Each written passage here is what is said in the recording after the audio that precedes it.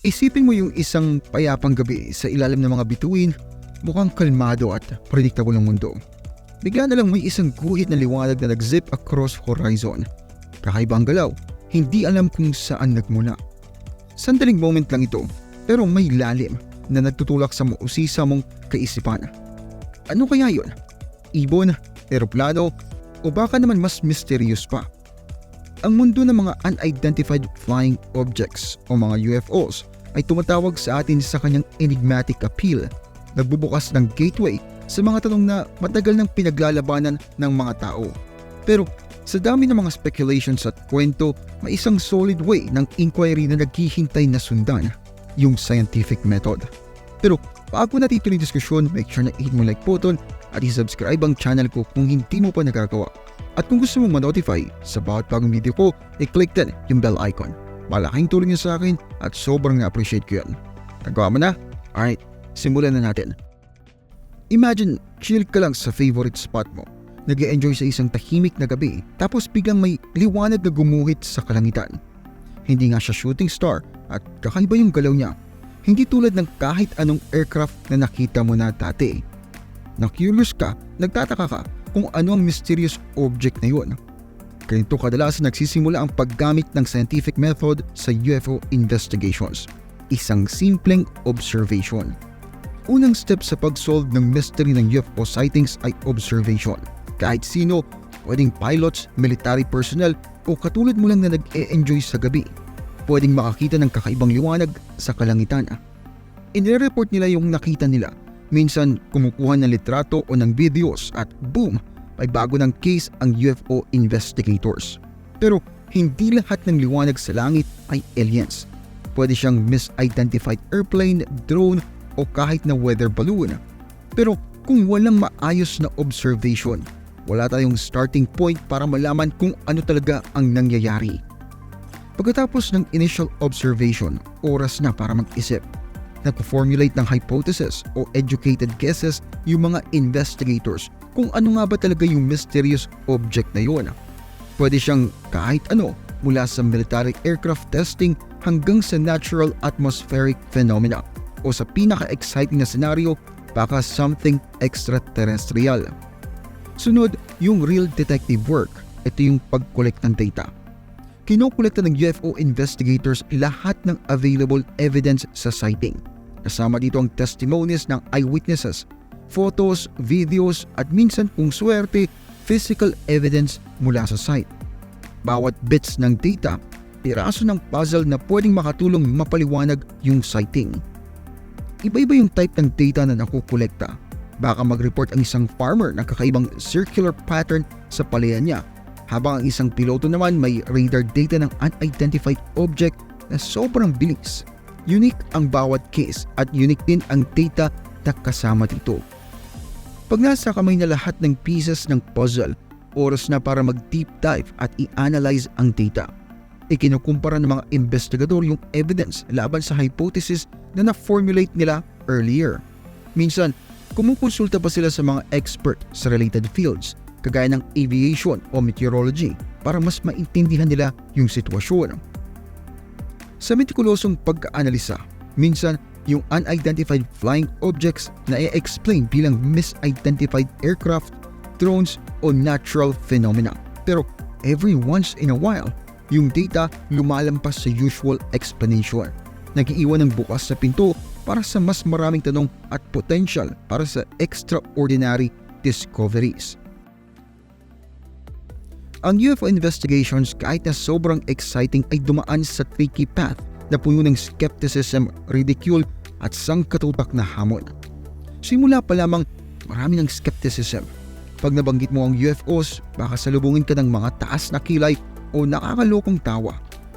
Kahit madaming credible witnesses ang nagre-report ng sightings over the years, madalas ituring ang field na ito na may pangungutya o sobrang pagdududa.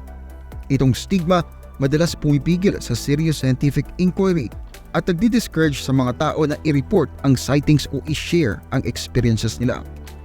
Kung sakaling nalagpasan mo na yung skepticism at handa ka na mag-dive sa investigation, ang next na challenge mo ay yung fortress na nagbabantay sa importanteng data. Ang pagkuha ng credible at substantial data, grabe parang Herculean tasks. Ang classified military info, restricted airspace data, o kahit access lang sa sighting location, parang naghahabol ka ng anino. Pag walang comprehensive data, ang hirap bumuo ng informed analysis. Pag nakalusot ka na sa skepticism, nakaiwas sa data blockade, sunod mo nga harapin yung Wild West ng investigative protocols. Ang kawalan ng standardized procedures sa UFO investigations ay malayo sa ibang fields ng scientific inquiry. Iba-iba ang methodologies ng mga investigators. Mahirap ikumpara ang findings o ituloy ang naunang trabaho. Ang absence ng unified protocol ay humahadlang sa progress ng pag-intindi at nagpapagulo lalo sa objective analysis. Pero syempre, hindi lahat ng UFO sightings ay sign ng extraterrestrial visit. Maraming misidentifications at hoaxes. Pwedeng drone, high-altitude balloon o kahit grupo ng mga ibon ang napapagkamalang mga UFO. At huwag nating kalimutan yung mga tao na para lang sa spotlight gumagawa ng kwento o nagdodoktor ng mga litrato at videos. Ang mga ganitong instance ay lalo lang nagpapalala sa pagdududa sa totoong sightings at lalo nagpapalakas ng skepticism. Ang media na mahilig sa sensationalism ay madalas nagpapasiklab ng misinformation. Isang UFO sighting pwedeng i-blow out of proportion ng may exaggerated headlines at speculative stories na nagpapalabo pa sa mga facts. Ang sensationalism na ito pwedeng mag-distort ng public perception na pinapahirap ang trabaho para sa mga seryosong investigador na makakuha ng credibility at magsagawa ng thorough, unbiased investigations. Yung pagtingin natin sa mga UFO investigations sobrang nagbago dahil sa teknolohiya. Ngayon, hindi lang basta tool ang teknolohiya, kundi kapartner na rin natin sa pagtuklas ng mga bagay na hindi pa natin alam. Dahil dito, lalong lumalawak ang mundo ng mga investigasyon sa UFO. Puno ng pag-asa. Ngayon parang kasangga na natin to sa pag-uukay ng hindi pa natin alam. Dahil dito, mas nagiging exciting yung pag-explore sa mga UFO. Ang daming benepisyo ng mga bagong tools ngayon, mga high-resolution cameras at radar systems, grabe ang lilinaw ng kuha. Dati-rati hindi mo maisip na posible yun. Pati yung mga satellite images nakakatulong din para mas malawak yung pagtingin natin sa mga mahiwagang bakas na iniwan ng mga unidentified aerial phenomena. Sa panahon ngayon, halos lahat ng tao may smartphone na, di ba? Kaya yung pagtuklas sa UFO, lumawak talaga. Kahit sino, kung makakita ng UFO, isang click lang, mapapadala na agad sa buong mundo. Ang ganitong paraan ng pagkalap ng datos ay nagpapabilis sa investigasyon at nagtataguyod ng kultura ng pagtuklas at pagtutulungan. Habang dumarami yung data natin, yung mga tools para mag-analyze ito sumasabay din sa pag-level up. Yung data analytics at AI, parang magic eyeglasses yan, nakakatukoy ng mga bagay na hindi natin agad napapansin. Yung mga machine learning algorithms, pantay sarado sa mga footage ng kalangitan. Tapos kapag may kakaiba, alerto agad para masilip ng mga tao. Sa panahon ng internet, ang daming platforms at communities na nagsusulputan kung saan pwedeng mag-meet ang mga enthusiasts, witnesses at investigators. Dito, libreng-libre na magpalitan ng kuro-kuro, mag-discuss ng mga theories at mag-collaborate sa mga investigations. Napapasigla nito yung usapan sa buong mundo, winawasak yung mga pader na dati-rati nagpipigil sa atin. Bawat hakbang, papaunlad ng teknolohiya, lalo tayong lumalapit sa pagkakaroon ng seryosong scientific discussion tungkol sa UFO investigations. Nakaka-excite isipin sa hinaharap. Mas magiging solid at data-driven yung mga pag-aaral dito na puno ng curiosity, pagtutulungan at pinakamodernong teknolohiya. Sa isang mundo na madalas sikreto at skeptic ang vibe, ang pag-acknowledge ng mga big-time entities ay malaking tulong para maging matino at open ang usapan sa UFO investigations. Tara't alamin natin kung papaano ito nakakaapekto sa scientific inquiry. Kamakailan, grabe yung shift kasi yung gobyerno nag-umpisa ng magbigay ng konting liwanag sa topic ng UFOs. Halimbawa na lamang, yung US government nag-release ng military footage na nagpapakita ng mga unidentified aerial phenomena. Hindi lang ito nagpapakurious sa mga tao pero nagbibigay rin ng konting legit vibes sa UFO investigations. Kahit papano, itong pagbubunyag na ito ay parang senyalis na medyo lumalambot na yung dating matigas na stance ng mga opisyal na nagbubukas ng pinto para sa mas bukas na talakayan at investigasyon. Ang impact ng official acknowledgement ay nakaabot na rin sa mainstream scientific community dahil nabawasan yung pangmamaliit at dumadami yung data. Yung scientific community, nakikita na nila yung chance na mas open na makisali sa UFO investigations. Yung pangungutya, unti-unting nawawala at lumalabas yung horizon kung saan yung serious scientific inquiry sa phenomena hindi na career suicide pero isang legit na daan ng exploration. Dahil sa newfound openness, ilang academic institutions at independent research initiatives ang sinisimula ng mag-explore sa mysterious waters ng UFO phenomena.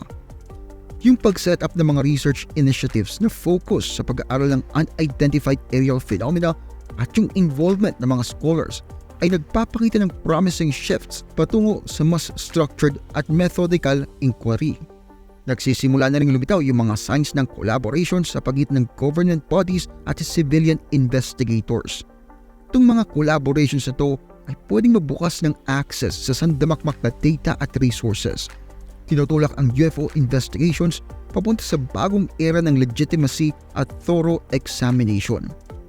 Ang daan patungo sa mas bukas, mas collaborative at scientifically rigorous exploration ng UFO phenomena ay puno ng promise pero may mga challenges din. Pero yung combination ng official acknowledgement at scientific inquiry, kahit simula pa lamang, nagbibigay ng kinabukasan kung saan yung mysteries ng UFOs ay pwedeng tuklasin sa ilalim ng liwanag ng rigorous, methodical at collaborative investigations. Ang journey natin sa pag-apply ng scientific method sa UFO investigations ay hindi biro. Nakikipagsapala rin tayo sa mga rough challenges at controversies. Tapos nakikita natin yung bright future na binubuo ng tech advancements at official recognition. Talagang epic na expedition ang naghihintay sa atin sa hinaharap. At kung nagustuhan ang ginagawa ko dito, huwag kalimutan mag-like at mag-subscribe. Maraming salamat sa panonood at kita-kits tayo sa next video. Maraming salamat po sa inyong panonood. Kung mahilig kayo sa history, mystery, religion, urban legends at iba pa, paki-subscribe naman po ang isa kong channel, ang Libro. May bagong videos po every week. Paki-like at paki-follow na rin po ang aking Facebook page. Muli, maraming salamat po.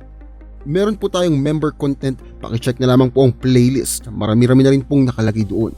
Muli, maraming salamat po sa inyong patuloy na pagsuporta.